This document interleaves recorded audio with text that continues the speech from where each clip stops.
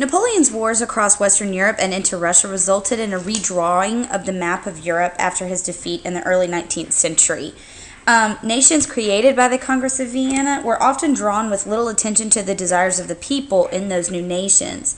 And we had huge changes in society from Industrial Revolution, resulting in unrest among the urban poor. And we've talked about those things before in Unit 4 in particular, how rapid urbanization led to population explosions in big cities. There was a lack of infrastructure. The cities were dirty. There was a housing crisis. Overcrowded cities created many problems.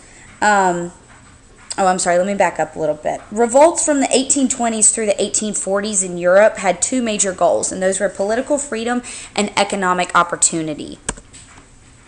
So, overcrowded cities created many problems, including scarce housing, disease from the cities being so dirty, and lack of government support as far as like trash pickup and plumbing went. And most importantly for some people, unemployment. The lower classes suffered the most, and discontent spilled into the streets of many major European cities.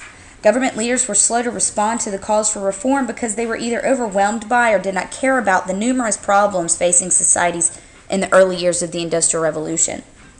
By the mid-19th century, however, political pressure from the increasingly important middle class stirred governments in Western and Central Europe to begin providing assistance in the urban working class.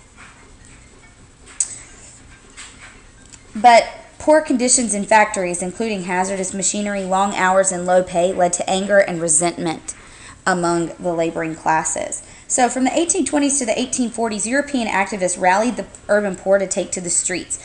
Members of the middle class were urged to use their new voting power to call for political rights for working class men, increased pay, and safer working conditions in factories. Only a few men and women lobbied for voting rights for women in the early 19th century.